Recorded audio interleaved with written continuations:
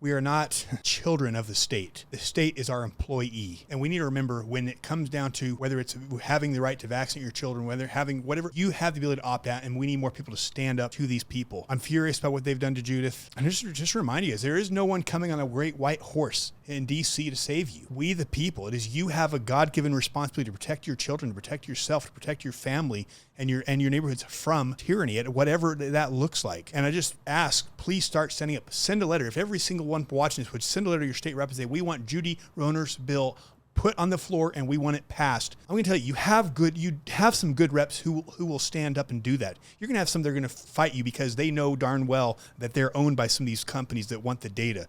But if we can get enough of the good ones to stand with us and get this bill passed, that would be huge. It would shut down, it would throw a cog in the World Economic Forum and the cog in their digital ID. It would throw a cog in everything they want to do, because everything they want to do with digital dollar is tied to them owning your data. And surveillance state. And the surveillance state. None of it works with this bill.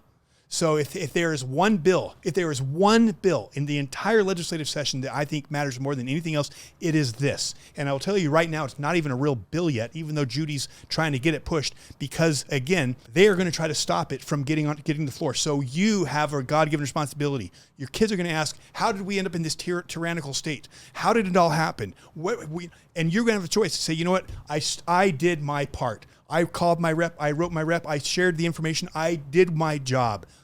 And that's all God can ask. It's all, and that's all that matters. So please share this with your friends. This is no theory. This is not a right versus left. This is about the state versus the people. And when the state gets out of control, we as whether, I don't care what party we're in, we've got to stand up and rein it in.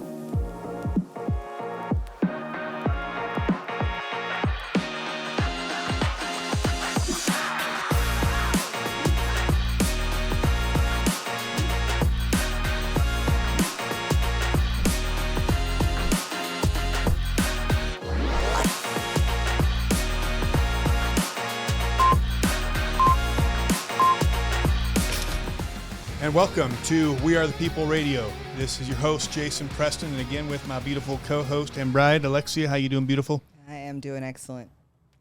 What do we got? What are we talking about today? Oh, more fun surveillance state and privacy, all the good stuff that everyone needs to know about, honestly.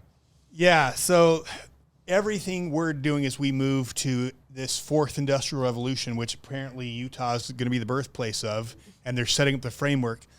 One of the things that's crucial to it all is having access to our information. And one of the things that Alexia and I talked about, particularly Alexia, when we were in Epoch Times, was the technocratic authoritarian government, the rise of that. And in order for them to implement that, they have to have data. So today we're going to be talking about what's happening in Utah.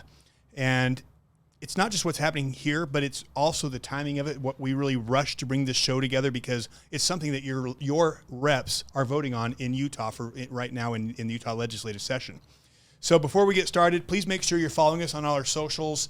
It's just simple. We Are the People UT. We are back on YouTube. We had to start a brand new channel with pretty much 0 followers. We lost everything. So please, even if you're on Rumble, stay on Rumble, but please subscribe on YouTube and help us rebuild that, because it just has a bigger reach, and we need to get that reach back up so that we can do damage to these people who are trying to take away our freedoms. Absolutely. And last, please, if you are a GC, a general contractor, construction, roofing, go to uvoagency.com. They're one of the ones that sponsor us, and they are incredible about lead generation. So if you're a general contractor and you're looking to get leads, go to uvoagency.com. It is the team that does this. They're patriots, obviously. They're supporting us. And I will tell you this: when we got hacked, we film actually out of their studio, and they actually try to hack in on them too. So please support these guys. Support the people who support freedom. With that being said, you want to introduce some incredible guests? Oh, yes. These bios will blow your mind, too. So we got some bosses. Yes, we have 2 authorities really in the privacy sector. The first, and hold on to your hats because these are some pretty impressive bios, Ron Mortensen, or Dr. Ron Mortensen, a PhD in political science from U of U, Vietnam-era veteran. Thank you for your service. Thank you. You're welcome. career U.S. diplomat, 15 years experience with running U.S. government humanitarian efforts and assistance programs, including conflict responses in Iraq. He's also worked for over a decade to protect our personal information from being shared and sold by the state of Utah. So thank you for that. And that is what we're going to be talking about today, is privacy and why it matters right now. Additionally... Can we hit on this real quick? Yes. On Ron, because we were invited to go to a meeting where they're actually putting legislation together to protect our privacy. And one of the people that they brought to that meeting was Ron, because Ron is known in the state as probably one of the foremost authorities on data privacy. So if you want to understand data privacy, we really have the authority in the state here. So Ron, it's awesome to have you. Yeah. Thank you. And when it comes down to an expert on data privacy, I come at it not from the point of view of the individual. I just take it from my personal thing, and it just ticks me off that they're giving away all my information, and so that's how I got involved in it, really. Yep. Well, we're glad you are, because he is leading the fight right now, and we need him. And it should tick off all of our viewers too, and you'll hear a little bit why today. You're going to understand why this matters. Why this matters. Additionally, in the studio with us today, we have another doctor, Dr. Judith Zimmerman. Judy is a PhD in speech pathology. She's worked 3 decades in the public health related to children with disabilities. She's been awarded multiple $million grants from the CDC. We won't judge you for that, though. Research professor at the U of U for 7 years. She was fired after reporting research fraud. So thank you for that whistleblowing. She's prevailed in the state and federal courts on that whistleblower-related claims and awarded over $1 million. So thank you, Dr. Judy, for joining us. Thank you for having me here. She's a warrior. She sure is. It's been a long battle, but one worth fighting. Yeah, and honestly, the whistleblowers are, I believe, the ones that are actually going to help expose not just things in the state. I mean, you look at what James O'Keefe is doing on the national level, and people that are coming to him or things that he's exposing. The whistleblowers and investigative journalists are what's going to help preserve our freedom. It's a hard sell when you report it, because oftentimes the state turns a blind eye to what you report. Yeah, because they don't want to be implicated in some of this stuff. Yeah, so thank you for having me on to be able to tell my story and how it's impacting all of us.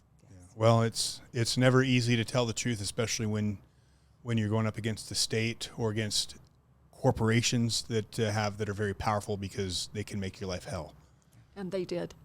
Well, and that's why we're thankful for you, and we always are honored to have people like you, both of you guys, on our show, because if this state had more people like the two of you, we would never be where we are. So thank you both for being here. What, should we jump into it? Yeah. You bet. Let's rock and roll. So Ron, talk to us about data. Why should people be concerned? What have you got for us here? Well, I think everybody knows that big data equals money, and it equals power, and it equals control. And the state has lots of our data, and we need to make sure that we control our information so we control us, not the state control our information so they can control us. So that's one of the real important things on this. And when we talk about the state, when the state holds a monopoly on certain things. If we want a driver's license in Utah, we have to get it from the state. If we want a birth certificate in Utah, we have to get it from the state. If we want to get voter to register to vote, we have to go to the state. We can't go to a private entity or something. So the state collects this information on us multiple ways, and we give it to them because we need that monopoly service. On the other hand, too, at the same time, the state uses its legislative authority and by coercion, in a sense, gathers even more of our data. So, for example, every time you go to a doctor or get a medical procedure and you file an insurance claim, the state gets a copy of your insurance claim, with everything on it, including your name, your mother's maiden name, your social security number, and all that kind of thing, including the diagnostic code. So, and that goes into a state database, so they can go out and they can collect all this kind of sensitive information on us without us even knowing it. Isn't this a violation of HIPAA? No, apparently not. They get around it. Judy, do you want to address that? Part of what I reported was what I believed were HIPAA violations. To do public health activities, there are some exemptions to collect that data, but you're still responsible to follow HIPAA privacy laws as well as educational privacy laws under FERPA. Interesting. So there's all these workarounds. But there's workarounds, and then they share it, and they can find ways for health. They give it to academicians and others, and we'll talk about that in a little bit more detail later on. And I just want to interject real quick to our audience and just kind of share this for something to think about is, one of the things that the Constitution, the Declaration of Independence clearly declares is the right to protect our private property and the right to private property, and that property belongs to us. Your data is your private property. I would argue that belongs to you. That is sensitive information that belongs to you. And I think we've become accustomed through Google, through Facebook, through all these, corporations out there that are just gathering data and literally spying on us to use that data. Well, they're doing it for a reason. That data can be used to control people. It can be used to manipulate people. And the danger is when it gets to the government, what can they do with it? I mean, you cannot create a technocratic state or a social credit system like they have in China, or truly have the dictator-type smart cities without them owning our data. And so the reason this is important is, have you thought about what data the state already has? And that's what he's breaking into, which to me is very important that you think about this. And when you deal with the private sector, you have a choice of whether you... somewhat of a choice anymore, but you have a choice on whether you use Google, whether you go on Facebook. Yeah, you can shut Facebook down. You can shut it down. The other thing is that differs the state from them. The state has all of this data, and they concentrate it in massive databases. So every voter registered voter is in a database. That's 2 million people.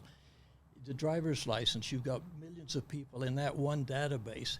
And so they have all that information in these databases, whereas Google might have some of the information, but they don't have it all, because we don't have to, every one of us, give that to them. So that's one of the other thing.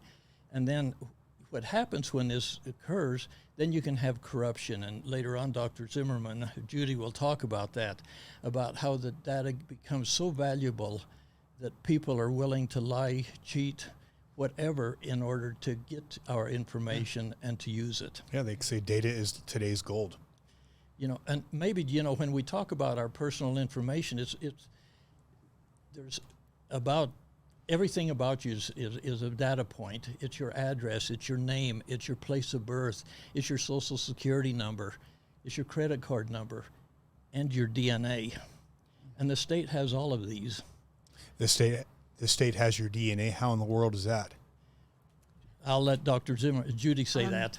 When a child is born, they do. You could say when your child is born, basically, right? When your children are born, they undergo testing for metabolic disorders, and they get a blood sample, which the state stores for years, and then has subsequently turned it over to others without your consent or knowledge. Okay. And the state will tell you that they do get consent and people can opt out, but it's maybe what I'll say, but. And I'll take a step back for a moment. When we went through the hacking that we went through, it's very easy to think of these concepts of privacy and data mining as, well, it's not relevant to me because, I have 2-factor authentication on my phone or something. But it's really shifted our perspective on just how important our privacy is and how vulnerable you are once this information becomes public information or sold information, because that can affect your bank accounts, that can affect and before even entering social credit score, this can affect your whole way of life if your personal information is out there in the public domain. So think about the ripple effects public information now is becoming for your seemingly proprietary information. So keep that in mind when you're thinking about, well, you know, I have password protect on my phone, or this couldn't possibly happen to me. This is very relevant to you. And I think it's very relevant right now as we begin legislative session, which just began. And those of you that don't know, it's a 45-day session that happens here in the state of Utah, one of the shorter sessions in the country. And during that time, you have about 1,500 bills passed or reviewed during that time, rather. And this is going to be a main theme of this year's session is privacy. So it's very relevant to you as viewers, and also very relevant right now to our legislature as we look at these bills that affect our privacy, which Ron will get into a little bit later on. And maybe one other thing, just as kind of if we're going through it as an introduction almost to this issue. You know, a lot of people say, well, why are you so worried about this? Why do you even care? Because everybody has our privacy. It's already all out there. Our data, you mean? Our data, I'm sorry. And it's not all out there, really. I mean, it's in the state databases, a lot of it, but it's dispersed. And the concern is that when the state has it, we're compiling it into one spot, and the state should not be then spreading it out all around us. And when I go, we already mentioned it, but when we go into Google or someplace, we voluntarily do that. But the state can go out and collect our data without our even knowing it. So that's why it's so important that we focus on what the state is doing. We can plug this hole. There's a lot of other holes out there to be plugged, but let's put a big plug in this big hole right now. And so that's where we're at. Yeah, and I think the reason this is so relevant is the state has gradually increased the amount of data that they're mining from you over time, and there has been nobody to come in and actually bring this up for the most part as a real issue. There's no legislation, laws that are stopping them. And unless you stand up and say, wait a minute, this is an abuse of our rights, this is abuse of our right to private property for you just to be taking this information and spreading it here and spreading it there and taking this without literally our children's DNA, this is the time to stop this, because this stuff has slowly crept up and it has gone completely unchecked. That's right. And while we've been sitting back quietly, big interest, everybody from LexisNexis to academic researchers are up on the Capitol Hill every session saying, you know what, you've got this database and we'd really like to have some access to it. And the legislators listen to them, and then there will be a little carve-out pop up in a bill or in the statute where they can give this. And actually, you know, you can go into Utah Code, and it allows government to share our records. And there's certain sections of code that say that they can give our information out, and it overrides our privacy if the value of the research is greater than or equal to the infringement upon personal privacy. Oh, jeez. And that's in state code right now. How do you even quantify something like that? That's in the administrative state. The administrator in that administrative state has the full power to decide if it's greater value than your privacy. So it's at their discretion. It's at their discretion. And a number of years ago, there was a bill up there to make sure that our driver's license information could be given to the University of Utah, because there had been an audit conducted and they'd been giving it without the authority to give it. And I talked to one of the senators, and I said, this is really a bad bill because you're giving my information without even asking me. And he says, yes, but it's for the greater good. Oh, my gosh. So that's a lot of times how it's seen, and that's the argument you'll hear up on there. Just give us this information because it's for the greater good. Yeah, I mean, sounds like communism all over again. Yeah. And recently the state conducted an audit, and the finding of that audit was that it said state agencies' current data collection and sharing practices create data privacy risk. And they also said it has become clear that historically data privacy has not been a primary focus of some state entities. And some state entities collect personally identifiable information with minimal oversight. And so that's why this bill is needed, along with another bill that will be coming forward. And again, it's like the founding fathers talked about. If men were angels, you'd have no need for government. We wouldn't have to worry about things like this. And if our government were angels, first off, I wouldn't even entrust them still with my private data. But when you see how we are getting so invested in with the United Nations, with World Economic Forum, and some of these global organizations, and literally with China, how can we not see, the danger of them having access to your medical bills, what medications you're taking, where you're shopping. This is exactly information a tyrant would want. And that's exactly right. The Chinese are heavily invested in collecting especially on the medical side. If they can get our DNA, they can tailor drugs to individual groups or diseases and other things that target Americans, which some people will say, well, that's good. But on the other hand, you can also tailor diseases. Biowarfare. Towards the proclivities of certain ethnic groups or right. minorities or individuals, Americans as opposed to Chinese. You can do that also. You guys remember when it was like the first trans person in the Army? We found out they were a spy for Russia. And you remember what the information they were feeding to Russia? Did you guys remember this story? This was about 2 years ago. They were feeding the DNA. They were feeding DNA Health information records. to health records and DNA to Russia. Tell me why Russia, you think, would be interested in the health record and the DNA of our troops? Yeah. Well, certainly that it would be a way for them to profile our people and their vulnerabilities and weaknesses and how to counteract or develop biowarfare to harm them based on their genetic profile. Yeah. Over the past 3 years, a spotlight has been shown on the Chinese Communist Party's biowarfare program. And regardless of whether the COVID virus itself was a part of that program or not, the fact remains that the Chinese Communist Party has a large-scale and very viable biowarfare program in place, of which the Wuhan lab was just a small component.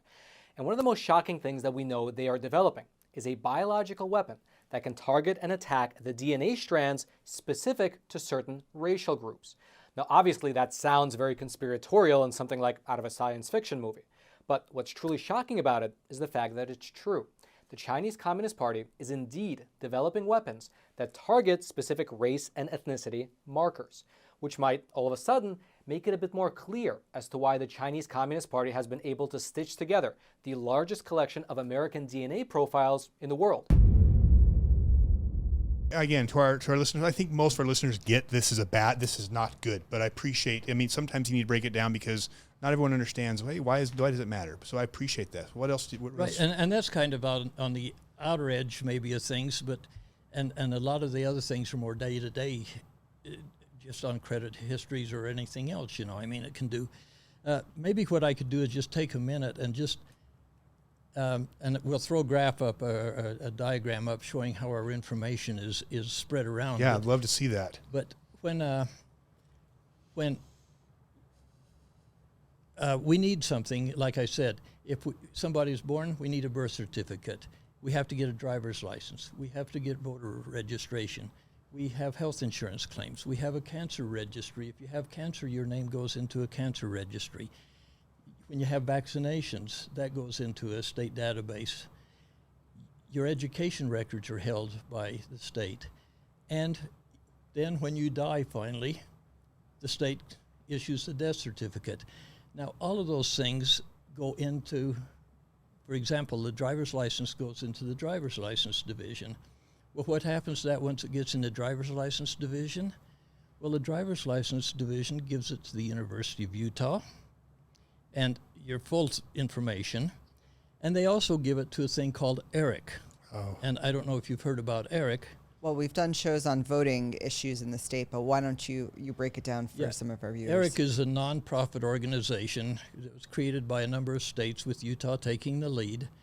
And it's designed, like all programs, the purpose was good in a sense. It was designed so that the states could send in data, and then they'd compare that data, and then they could clean the voter rolls. So in order to do that, we send in the entire driver's license database with our social security numbers, but also then when we register to vote, we give that to the lieutenant governor, and they send our voter registration records complete with our social security numbers and everything into Eric. So now Eric has everything on us. And then once they get it, I actually send an email to the elections office asking them, what happens to this data once Eric has it? Who have they shared it with? And their response was, you have to ask Eric.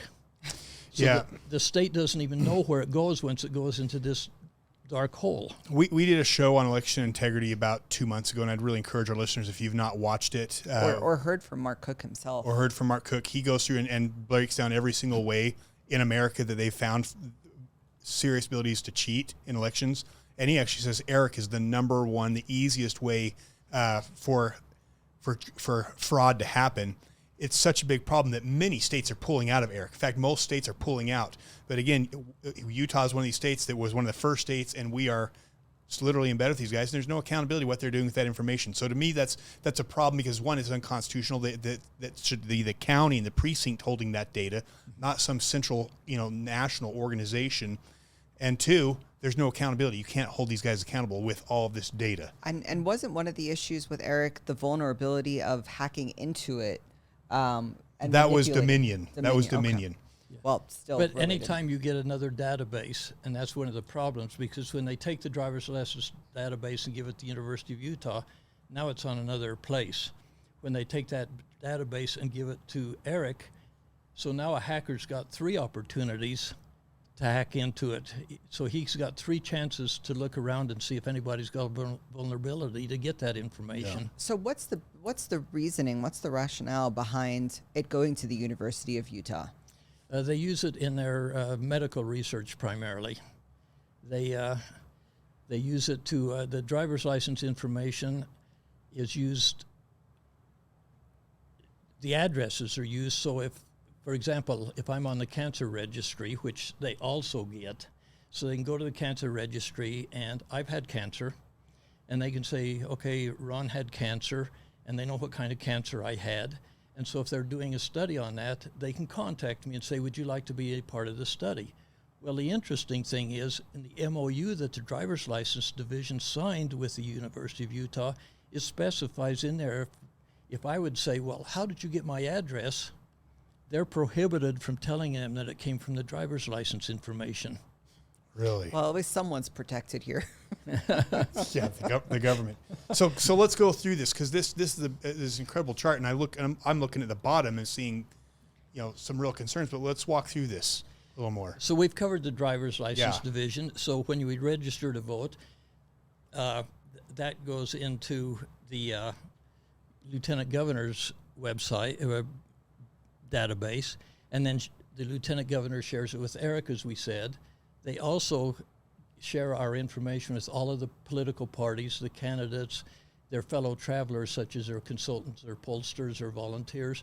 So your information gets put out on, now it's electronically on all their cell phones or wherever, them running around with it. And then it also goes to a thing called voterrecords.com, because for $1,050 I can buy the entire Utah database, voter database.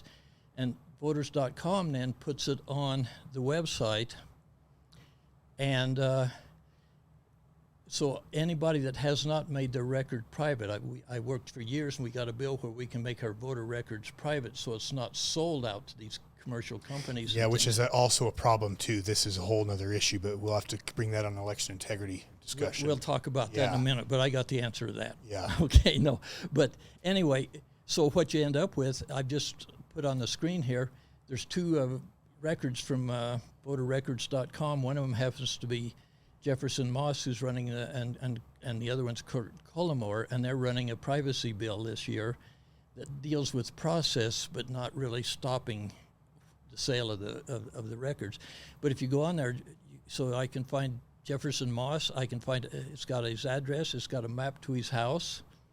So all I got to do, if I want to dox him, if I want to track him down, now I've got that. I If should you're on qualify there- this. We're not doxing anyone on the show. Just but- politicians. But if you're on there and somebody wants to dox you or SWAT you, they can go here and find your address with a map. It's got all your neighbors on it, and then it's got other people who are affiliated with you, like your spouse or any children or something in there. So, and then when that goes out, Go to Eric. Oh, sorry. it goes to the world. Right. Because it's, and just real quick, I'll tell you a story about that.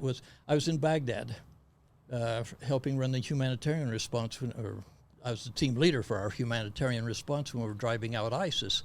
And ISIS came out and said, we got American military here in Iraq, go find their families and kill them in the United States, you know. Wow. And I'm sitting by one of my colleagues who's military, and I said, are you worried about this? And he said, no. I said, where are you from? He said, Arizona. I went into voterrecords.com, 3 clicks. I said, you live in Phoenix, here's an address to your home, and here's your wife. Wow. So an ISIS guy sitting in a hot spot in Mosul with bombs falling around him could actually have found that his address if he had his name. So voterrecords.com is not specifically a threat for Utah. It's wherever these are publicly available and then sold for the $1,050 that. Right. For $1,050, they buy the records and then they just post them to the internet. And so once it's on there, your information's available to anybody, any place in the world, even an ISIS guy sitting at a hotspot in Mosul. What did you have on Eric's? I saw some information on Eric pop up. One of the slides. I think we covered a lot of Did we that. cover that? I just asked him, these are some of the questions I asked the Lieutenant Governor's office. I asked him, did they get our approval before sending it to them? And they said all personal identifiable information that is shared with Eric is hashed locally before sending it to Eric. They didn't say, no, we didn't get your permission. They just said it's hashed. And then I asked them... And this is something people need to be putting a fuss up to get rid of Eric. And I asked him also if the state chief information officer or even the state auditor has ever looked at Eric's databases. And the answer was no. Yeah. So once it's gone, it's gone. Yeah. You should be calling your reps about getting rid of Eric. I mean, most red states have already dumped it. This is one of those things. Utah, again, we're doing ranked choice voting, all the universal mail-in voting, every opportunity for fraud. We've got it. Okay. And I am pretty sure that it's Representative Lisenby has a bill on Eric this session. Yeah. And Well, I'm sorry I don't have the number, but and Representative Lisenby has been really great on privacy issues. When the driver's license information came out, I worked with her. We passed a bill that you can opt out of having your driver's license information sent to the University of Utah. that's a good start. But you have to opt out. Why shouldn't it be private by default and opt in? It should be. Absolutely. And she worked on the voter information privacy bill, which I know you have some information concern with. But the point is, we can't have that information base used to share that information all over the world. Right. Let's go back to that flow chart because we've discussed driver's license, we've discussed voter registration and some of the election. So then if you take the birth certificates, the health insurance claims, the cancer registry, vaccination, some education records, and the death certificates, they all flow into the health department. And the health department, I'm going to ask Judy, would you just tell us about the information that they have, how much information they have in there? Millions of records. So, for example, the autism registry that I was over, we had 750,000 records in that data set that someone came in and just copied and shared without going through the proper procedures or protocols. Why is that a concern? Why should our listeners be worried about that? Multiple reasons. We're talking about vulnerable children with major health issues that could be targeted for all sorts of reasons, including their safety.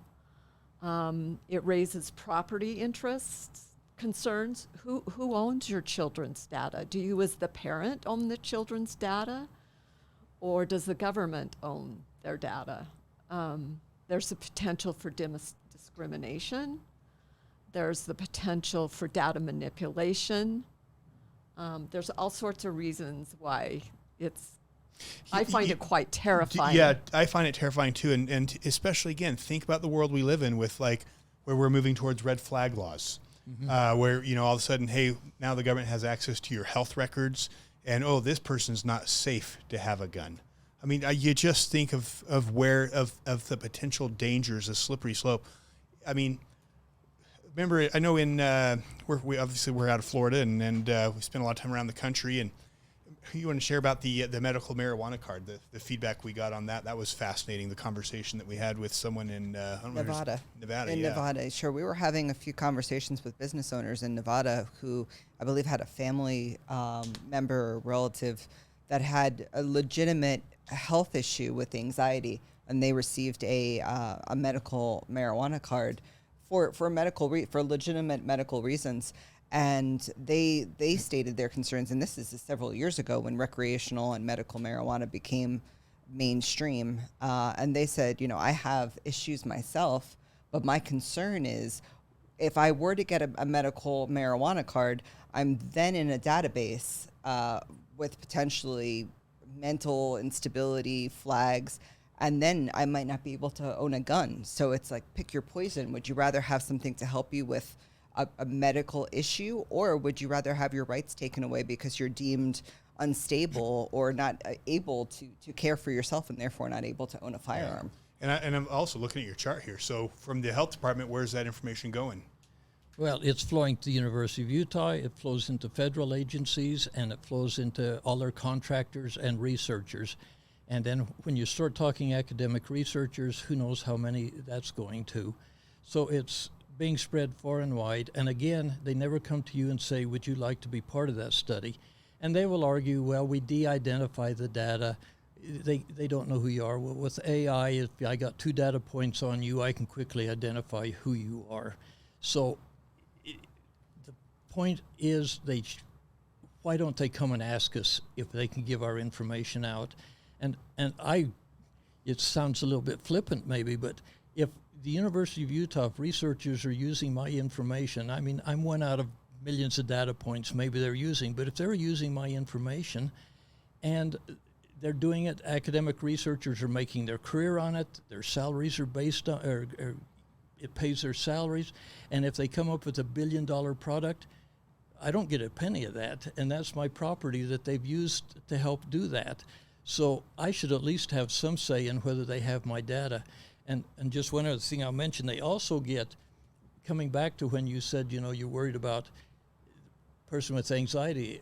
Well, now that's on the record. So if red flag law, I've got their health insurance, I know they've got an anxiety problem or something like that because the diagnostics code's there. And then I also they also include the prescription records, so they know what prescriptions you're on. And they also get your dental records, just in case they want to know what your teeth are doing. But all that combined together, it's for the greater good. Yeah, it just goes back to the technocratic authorian state. And even more concerning, about a year ago, I sent in a record request to the state records committee to see if the health department would tell me who they shared my personal identifiable data with, and went through multiple levels of appeals. And the bottom line was, in the end, the health department had no idea where my identifiable data had gone, who had gotten it, and what data elements were shared. And you know what's horrifying? You mentioned it briefly, Dr. Ron, about AI. And, you know, this is horrifying enough as it is just that this information is going who knows where. But then the emergence of AI, once you plug AI into the internet, you know, those millions of records, which might be a needle in a haystack for the layman's eye, for AI, if they want to find or categorize certain people, they can do that in 30 seconds or less. So that opens up a whole other risk once you have AI sifting through or having access to this data. I saw an example with AI, I think it might have been Morgan Philpott that talked about this, where they told AI to go out and make some money in the stock market and create bank accounts and things like that. And, in order to prove you're human, you have to bypass certain levels of authentication online. And the AI was able to bypass it by outsourcing a human to do some approval or authentication. So then they were able to not only set up a bank account, they could potentially do it as a real live human, and then procure money and make money just by, a quick prompt online. And that's something, just a fun example, but you can use that for way more nefarious means once you plug this information into the internet, into such an extensive database. I mean, the right to privacy is like a fundamental right. The right to have your private property protected and the right to privacy is our fundamental God-given rights. Those are given to us by God. And the one role of the Constitution is to protect our God-given rights from other people, but more than anything, the state. And what do we do when the state now is completely trampling those? And this is again why we do this show is the Constitution it was set up to protect us from the state, to protect us from their biggest fear was the state becoming out of control. They were less concerned about squabbling back and forth of we the people and more concerned about the state turning into a tyrannical government like every government has in the history of this world. And I think this is an example of our state completely abusing the Constitution, and they will not rein in themselves. The only way the state will be reined in is if the people stand up and demand accountability. So I appreciate you guys coming in and sharing this stuff. Yeah, and when you think about it, but technology has fundamentally changed everything, because when I was a kid growing up, back way back when, if I wanted a copy of my birth certificate, they might have given me a photostat, which was a kind of a negative. It was white print on black paper, and I had to go to the county health department or I'd go to the state and send a letter in, and they'd mail it to me. So I had one copy. If I wanted to make a copy of that, I couldn't even make a copy. Then we got photocopy machines, so you could start doing that. Now we've moved into technology where they can give everybody's birth certificate to the University of Utah and DNA just by going bink on a switch and DNA. And so, in a way, the legislators they've been derelict in their duty. Let's put it that way. They've been derelict in their duty. It's not something that they've deliberately done. Technology's outrun them, and then they've allowed other people to come in, and once that could be done, come in and say, well, please just give us a little bit of information, and they've gone along with that. So now it's time to put the stop to that, yes. And that's where we're at now. We got to stop this. Absolutely. I mean, that's another way to think about that is you've gone from not being able to replicate a birth certificate per se to now not only do you put it in the Xerox machine and make a copy, but it literally sends it out to every administration or governmental authority that could potentially have it. So it's just 10x our vulnerability with our private data. Exactly. And there's a Utah population database at the University of Utah where a lot of this is collected. And if you look at it, they've got all our birth certificates, 990,000 of them. They got our marriage certificates and our divorce records. They've got fetal death reports.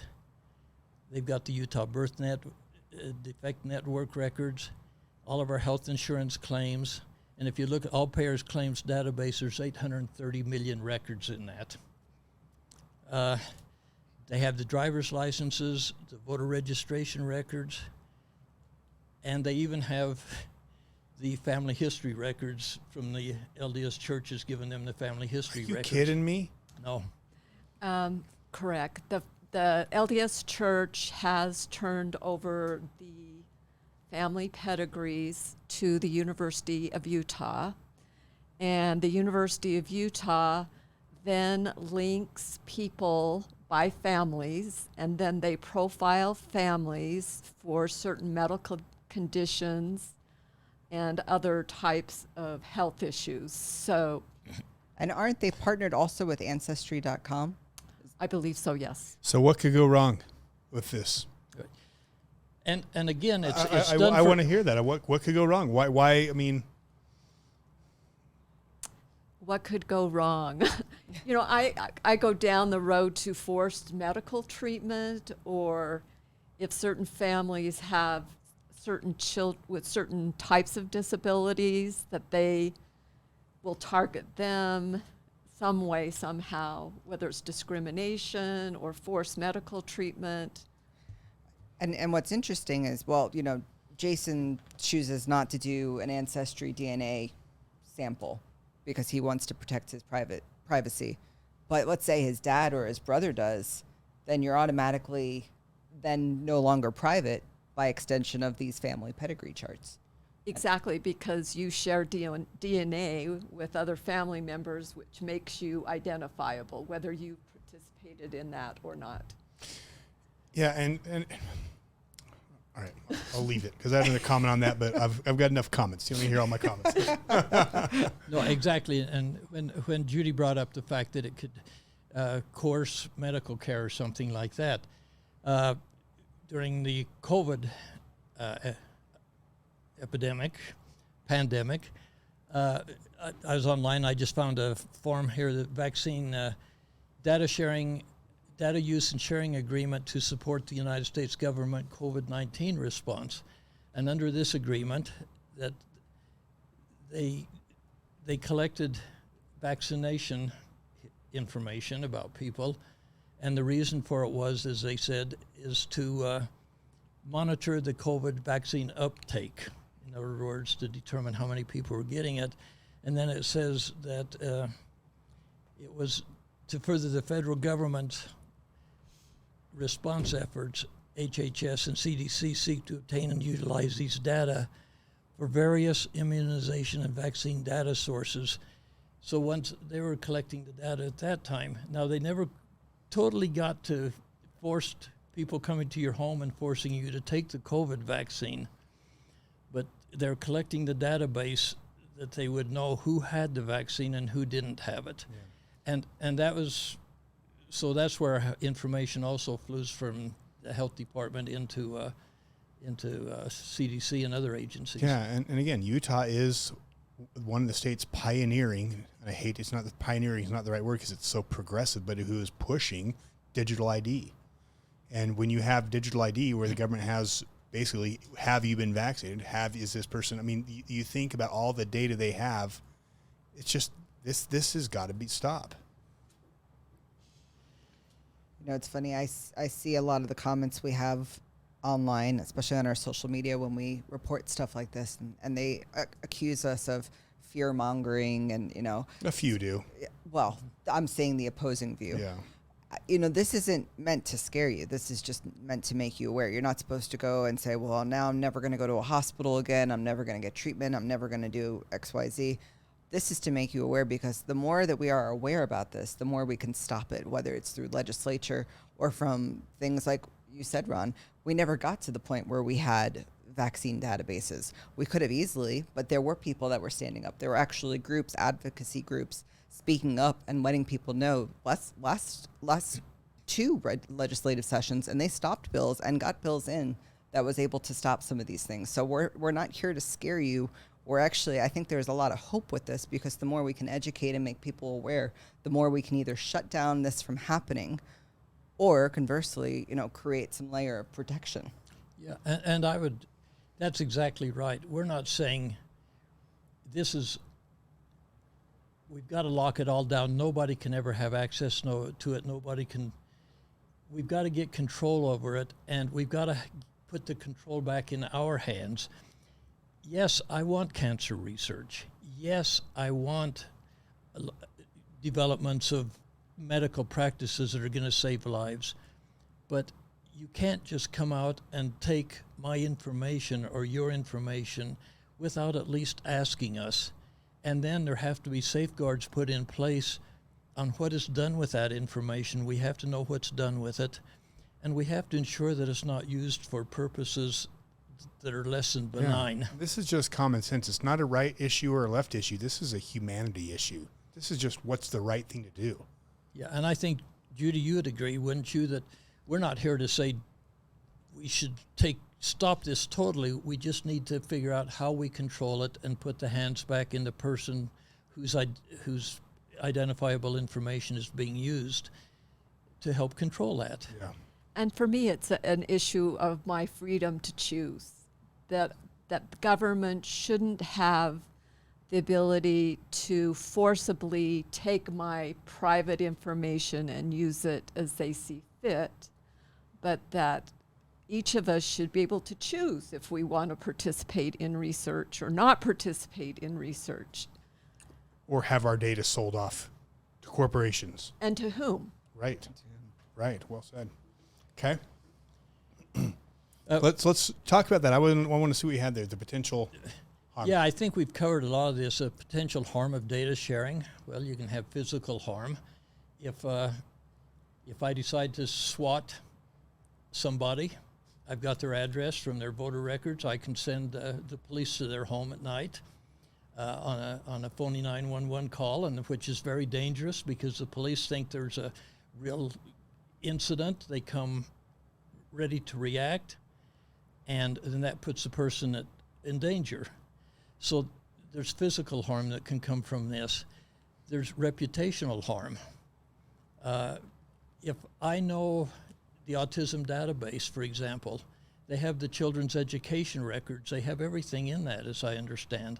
And if somebody gets access to that, and that child can be targeted, that child for the rest of his life, he can be targeted with what information's in there.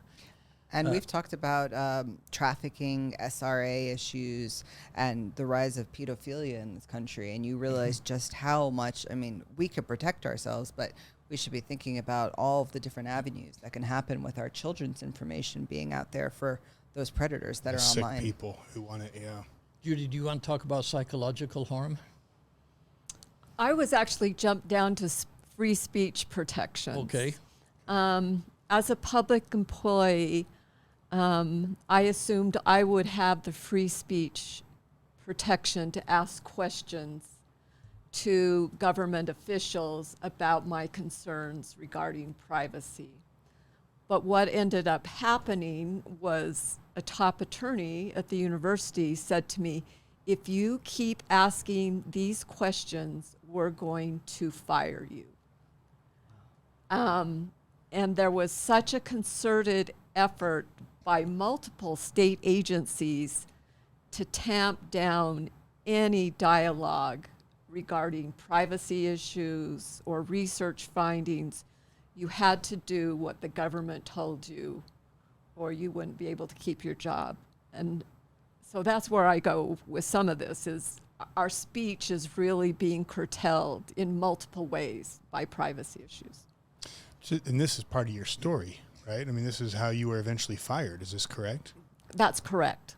So, yeah. I don't know if this is the right spot to hear it, but I would like to hear, I would like to hear your story. Is that all right? Would you mind sharing that? Because it is very related here. Right. So like I said earlier, I had received some grants from the CDC to look at autism prevalence. And we had been doing that for 10 years. There were strict criteria in how the data was to be held private. It couldn't be shared. It couldn't be released. And at some point in time, I had reason to believe that the chairman of the psychiatry department and 2 other researchers had come in without my knowledge and copied almost 1 million records with identifiers and were sharing them. And explain what identifiers are. So it had the children's name, their address, their parents' names, what medical conditions they had, siblings, things, what kind of educational scores they'd got on testing, their educational classifications in special ed. It was very identifiable, highly, highly sensitive because it contained health and education records. Wow. So I went to everybody I could think of. I went to the head of research. I went to the president of the university. I went to the police. I went to the attorneys. I went to the head of the health department. and not one person helped me. They wouldn't tell me whether or not the data had even been shared. Wow. And in addition, there were errors in the data we were correcting. They stopped my whole grant team from correcting the errors. They put their name on the research as if they were the principal investigators, so they lied. Who is they? They was the chairman of psychiatry and 2 faculty members in the Department of Psychiatry at the U. The police, they filed a false police report against me. The police came for me. They locked me out of my office. They took over all my research. And basically not one person would help me figure out if contracts had been violated, had the data been copied and shared, and where it went, and was it legal or not legal. It all got covered up. Do you feel like this stuff happens? This happens more than what you saw there? Unfortunately, yes. I'm still shocked that this would happen in this situation, because the contracts were clear, the guidelines were clear, the CDC knew, and it took multiple agencies, multiple attorneys, multiple departments within the university to make it happen. How is it that when you notify the police instead of helping you turn against you? So, I mean, how does that happen? I mean, who are they working for? I mean, I went to the Department of Public Safety to tell them I didn't know where the data was, and I'm over it. They wouldn't help me find where the data was. Or do you think they were collaborating with the university or something? Or do you think there was collaboration going on? Yes. And then the chairman went and filed a police report against me, making false claims against me. Wow. So they tried to destroy you, basically, for calling them out. Yes. Basically, they tried to destroy me. But you prevailed. And Well, they would have destroyed somebody that wasn't as strong as Judy, because she will not give in to them. But it has really impacted her, and it's unfair how it's impacted her. Tell us how it's impacted you. I guess where I've gone with it is that what it's done to the research about autism, and what it's done to families with children with autism or other disabilities, in that the government will say to your face or have a contract and say, we will not share this data. We will not do this, that we will keep it confidential. That meant nothing. And I think families deserve to know that their information was shared. Despite what they're told, they need to be made aware that their data was shared without their consent. And then one more thing. Yeah, I'm very interested. I think this deserves some time. I think what was even more disturbing is that the university knew there were major errors in the data that the person who copied the data had made, and we were in the process of correcting the data. And they stopped the correction of the errors, and then the University of Utah, in collaboration with the CDC, published the data with the errors and made false statements about what was really happening with autism. So basically, their message was autism rates have plateaued and not increased, when in fact, all the data we had collected to that point had showed, massive increases study year after study year, and that data was no exception. And they just took out the data they didn't like. Jeez. And then lied. So outside of the privacy issues, it's suppression of information, Yes. very relevant information. Yes, and the narrative now is that autism, it's just better diagnosis. And this, to me, I look at the medical industrial complex. We saw the power of it during COVID. We've seen the power of these people, these vaccine makers, and all the studies they do. How much can you trust the studies when you see what they're doing at the University of Utah with the data? I no longer trust the CDC or The science. The science. How much are we commanded to worship the science? We're asked to when trust what we the know science. is that the science and your data, everything is going to the University of Utah, and we know that when they're manipulating our data and selling it off and doing whatever criminal activity they're doing with it, they're covering each other's tracks. And if a whistleblower comes out, they'll try to destroy her. Exactly. And they take away your protections for free speech. How so? So let's say you believed that autism was massively increasing and that you believed it was something from environmental factors, because you don't see such changes in a population unless it's at some environmental trigger. And they don't want the public to know that, because they don't want them to know what environmental factors could be contributing to that. I.e. vaccines. i.e. vaccines. Yeah. Wow. Welcome to Utah. Well, this is not a Utah specific. No, but this is, so I want to know personally. So how did this personally affect you when you went in and you're trying to do the right thing? You go into your office and the police are there. Tell us what happened and tell us what the cost was to you for standing up for what is right.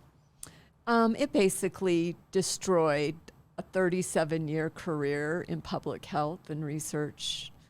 I was blackballed. I couldn't finish the research that I was in the progress of completing, which was heartbreaking to me, because we were doing some really groundbreaking research. And to have the lies continue that autism isn't increasing is, I can't even find the right words for it. It's a crime against people and children that they are covering this up. And I would point out, Judy's being very nice to keep herself out of it. Why don't you share this? Because people need to understand. I can't speak for her, but think when your whole life has been turned upside down, and the psychological and the emotional and the trauma that goes along with that impacts everything you do. It impacts your relationships with others. You've now lost your job. You've now lost everything you've worked for 37 years. So there's got to be an emotional and a psychological and an impact. And Judy is just great because she's strong and she's fought through it, and she won't let them get her down. I was going to say something, but and she won't let them get her down. You can say it. I was going to say she won't let the bastards get them down. And she's done that. But it's been a great emotional and just cost to her for years that she's fought these battles. She's had to go into court and confront the people that did this. They even lied to the court. The lie to the court was so egregious that the judge stopped the trial and found in her favor and said to the jury, just figure the penalty. And that's the kind of thing that she's had to go through. That's what you expect in the Soviet Union. You know. Yeah, I'd like to add a few things about my experience in court. I assumed that the process would be somewhat fair from the Utah Attorney General's office, but it Sean Reyes. Well, this was prior to. Sean Reyes was actually over. I've been in court for 10 years, so I've gone through 6 attorney generals and been in the Supreme Court. So it's mostly been under Sean Reyes's tenure. You try to get evidence. They say they don't have it. They withhold it. It's impossible to get. We knew there was a contract that the health department and the university came up with that they thought would justify copying all the data, so they tried to cover it all up. We believe the contract was forged and hired a forensic expert, asked for an original copy of the contract. For years, they said it didn't exist. There was no original. 10 years later, it shows up in the middle of trial. So we had no opportunity to prove that the people involved had gone to such great lengths to cover up the corruption and privacy violations by manufacturing this forged contract. And how sad is it we have a state and an attorney general that instead of protecting the individual, protects the state? Well, Is that correct? The priority seems to be for this administration that they are more concerned about protecting the agencies than the public. Yeah, the establishment. yeah. And there's a problem with the way the Attorney General's office is set up, actually, and I think it's going to continue with any Attorney General that's in there, because the Attorney General's office is the state's law firm. So and the University of Utah is a state entity. So when somebody starts raising questions about the University of Utah, the Attorney General's office's responsibility is towards the entity, not to the individual. So the university has their own lawyers going against the individual. The Attorney General's office comes in because that's their charter to defend the university, and the whistleblower or the individual out there is left totally on their own. And so it's something that needs to be changed. And Judy and I have written a couple of op-eds we're trying to get published, but saying, look, maybe what we need in the Attorney General's office is an Office of Inspector General, so that, yes, we understand that there's this relationship, but the Office of Inspector General will give somebody like Judy an opportunity to go to them and have them intervene on her behalf with them. So it's part of a structural problem too, I think. Well, that goes well beyond a conflict of interest, because it's then no longer protecting the individual. No, Yeah, I'm sorry, I'm furious. it's and that's the way it's. Is that right, Judy? Is that how it's set up? Your It is opinion? set up that way. I'm sorry, I'm furious. That is the one role that is state, is to protect the individual. They work for us. Right. They work for us. And when the individual stands up against tyranny and corruption in the government, and the government collaborates together to destroy the life of the individual, what the hell is what are we supposed to do about that? Yeah. And the media, I'm sure, won't help. The law enforcement doesn't help. And people, why do you guys do this? At great cost, we do this. Because I'm sick and tired of where our country's headed, and our local governments are doing this. And in Utah, this is more the standard than not. And the fact of the matter is, nobody is stepping up for this. Nobody is coming out and everyone's hoping that, the next president, the next governor. The fact of the matter is, it's on you guys. It's on us to stand up for each other. And this is one of the reasons we actually have someone, a mother, of a family whose husband was arrested for just being at the Capitol January 6th, didn't even go inside the building, who's been arrested, who's in jail right now, who is coming to Utah to talk on our show in a couple of weeks, because again, the government has turned from the one role they have is to protect our God-given inalienable rights, to protect us from what should be other criminals, other people, but now it's they are the threat. I'm sorry, people have got to wake up and stand up for each other. And I think it actually, to the judge's credit, at least the judge saw through this. So After 10 years of destroying her life and paying attorney fees. Yes, it was a long ordeal to do that.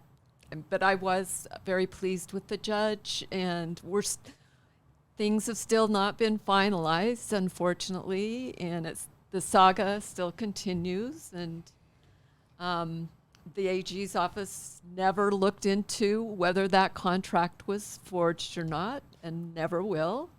They will never probably look into the people I reported for crimes. I mean, this is the tip of the iceberg. This is what we know about.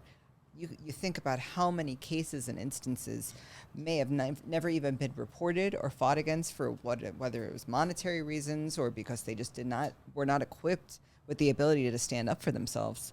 And if that is one of our viewers, or if that's someone that their stories need to get out there too. And I'll tell you, Sean Reyes is dirty. There's so much dirt on him that if people look into that, and the fact of the matter is he's stepping down because they're all at war with each other, which is a great thing. But we need a good attorney general. That is, you people have got to pay attention, and we have got to get in the fight and find good people. and not just hope they'll do what's right, but we have to be involved. And it's not enough just to vote for them because they have an R next to their name either. Yes. As we know from John Curtis, who Democrat his whole life. Oh, hey, the seat opens up for Congress. I know I need to be a Republican to win. Today I'm a Republican and all my values. Meanwhile, he's pushing all the liberal, green New Deal garbage down everyone's throat and playing the World Economic Forum's puppet. All right. Let's go to solutions before I get ticked off here any further. I would add just one thing. I think we have to take this issue of privacy and our privacy rights to everybody running this, to our state legislators and to the national candidates and to the Attorney General. This should be a campaign issue, too. Absolutely. We need to protect our privacy. We need to protect our people. And we need government to stand up and come down on the side of the people, not on the side of more of the establishment, of the establishment or the government agencies, and so that's something important. The solution for this legislative term is Judy Rohner, who is a warrior, phenomenal, and she has agreed, and a bill has been drafted, and it will be released in the next day or two. And what it does, it tries to say that anything the state collects on us is private by default, and that it can only be used for the purpose it was collected for unless they come and get our information, our permission to share it. So, for example, if we get a driver's license, the driver's license division can use it to issue a driver's license. Period. And there is a thing, one little carve out in there that says if there's an emergency or law enforcement or somebody, they can access that with proper procedures. But they can only use it for the driver's license. If I get voter registration, they shouldn't be selling that to voterrecords.com. So that would put that in there. And then it would allow, if they wanted to, they could ask you, would you like your information given to the University of Utah? Yeah. You'd say yes. Hell no, after we've seen what they do with it. Right. But you could say, yes, I'd like to have that go there, or to an academic researcher for this study. If I've had cancer, they come and ask me if I would like to be part of their study, or would like to have that my information given to somebody conducting a study so they can contact me. It's almost like our information has become the new cadaver. Yeah. Ooh, well said. I like it. It is. So anyway, that's basically the bill. You collect the information. It's used for the purpose collected. If you want to take it, share it, sell it, or otherwise use it, come back and ask us. But until you get our signed approval, you can't be handing it out. I love it. Alexia, we're going to wrap this up. Any final thoughts you got, baby? Well, I have a lot. Yeah, I mean, go. I'm pretty pissed off. I mean, yeah, sorry, me too. Pardon my language, but that's nothing for you. No, I mean, well, first I wanted to ask Ron. I mean, Judy Rohner's bill is seemingly a great safeguard if we can even get it passed. It's the only one that's on privacy that I think is actually solid. Would you agree? Yeah, I think it is. The other one's a needed bill, the one that they're talking about bringing out, and I'm not sure what's in it. I've seen some PowerPoints on it and things, and it looks like it focuses with process. They'll identify what data have. They'll be able to tell us what data they have on us, but it won't stop any of the sharing of our data. So that's why this bill is needed. And it potentially centralizes the data even more. Is that correct? It'll centralize the knowledge of where the data is located. Yeah, which I think would be even worse. And we'll try to give calls to action. I mean, this is going to be a game of whack-a-mole this session. You know, the good ones, the bad ones, when we need to show up and actually talk in support of a bill or conversely to shut ones down. So stay tuned for any calls to action on some of our social medias. We'll try to post that. But sometimes or what on happens, Telegram. Or Telegram. If you go to our absolutely. Telegram, that's where we do the calls to action for legislative. But sometimes what happens is you'll have a great bill, you know, if Judy's bill can get through, and they'll change a certain word from may to shall or something like that, and it will take away the meaning of it completely. And we're not expecting you to know the difference. We have a great research team who tries to dig into this and make it actionable. But as we're talking about this, I was thinking about Benjamin Franklin's quote about those who would give up essential liberty to purchase a little bit temporary safety. And I think in this case, maybe even add safety and asterisk it with a little bit of convenience, deserve neither liberty nor safety. And I think that's the age that we're living in right now, people think, oh, I'm going to go get my driver's license, or I'm going to have a baby in the hospital and, they need to take blood, no big deal. What's the big deal? But I think we need to have a bit of a paradigm shift with our information. Our information is gold. Our private information is a constitutional right to have. And if we give that up for safety, convenience, whatever it might be, we're giving up a lot more than just, where I live, because there's a lot of crazy people in the world, and many of them are in office. So we don't. No, it attracts. It attracts the worst type of people. Absolutely. Power. So think about that next time you're in the hospital, next time you're giving up information online. You see sometimes all these phishing games online that seem light, what street did you grow up in and what's your favorite color? People are looking for private informations in all different ways. And sometimes it's something, light, like a social media phishing game, and sometimes it's going to the driver's license or going to the hospital. Your information is gold, and you should treat it that way. Yeah, I just want to thank Ron and Judith, you guys, for coming out, for spending the years you have invested in this fight, invested in this topic, and for sharing this with our listeners. And our listeners, I hope you'll have a deep sense of gratitude for both these two doctors, especially Judith, for what she's been through. Again, I think of Alexander Solzhenitsyn, people who, when they stand up against the state, when the state tries to take them down for sharing the truth, we're in trouble.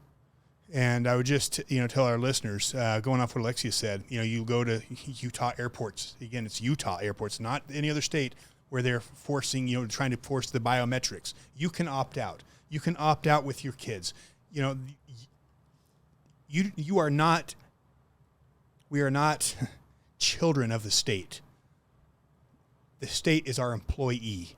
And we need to remember, when it comes down to whether it's having the right to vaccinate your children, whether having whatever, you have the ability to opt out, and we need more people to stand up to these people. I'm furious about what they've done to Judith. And just remind you guys, there is no one coming on a great white horse in D.C. to save you. It is we the people. It is you have a God-given responsibility to protect your children, to protect yourself, to protect your family and your neighborhoods from tyranny, at whatever that looks like. And I just ask, please send a letter. If every single one watching this would send a letter to your state rep and say, we want Judy Rohner's bill put on the floor and we want it passed. I'm going to tell you, you have some good reps who will stand up and do that. You're going to have some that are going to fight you because they know darn well that they're owned by some of these companies that want the data. But if we can get enough of the good ones to stand with us and get this bill passed, that would be huge. It would shut down, it would throw a cog in the World Economic Forum and the cog in their digital ID. It would throw a cog in everything they want to do, because everything they want to do with digital dollar is tied to them owning your data. And surveillance state. And the surveillance state. None of it works with this bill. So if there is one bill in the entire legislative session that I think matters more than anything else, it is this. And I'll tell you right now, it's not even a real bill yet, even though Judy's trying to get it pushed, because, again, they are going to try to stop it from getting the floor. So you have a God-given responsibility. Your kids are going to ask, how did we end up in this tyrannical state? How did it all happen? And you're going to have a choice to say, you know what? I did my part. I called my rep. I wrote my rep. I shared the information. I did my job. And that's all God can ask. It's all, and that's all that matters. So please share this with your friends. This is no theory. This is not a right versus left. This is about the state versus the people. And when the state gets out of control, we as whether, I don't care what party we're in, we've got to stand up and rein it in. So God bless you both for what you've been through and for standing strong. Judith, especially you. It's an honor to be here with you. And I pray one day when my life's over, I will have earned the right to, fought the way you did and stand strong the way you did. So God bless you, and thank you for being an example to all of our listeners. And what a time to be alive. What a time to be alive. Let's get after it. And let's make a difference for our kids. God bless you guys. God bless America, and God bless Utah.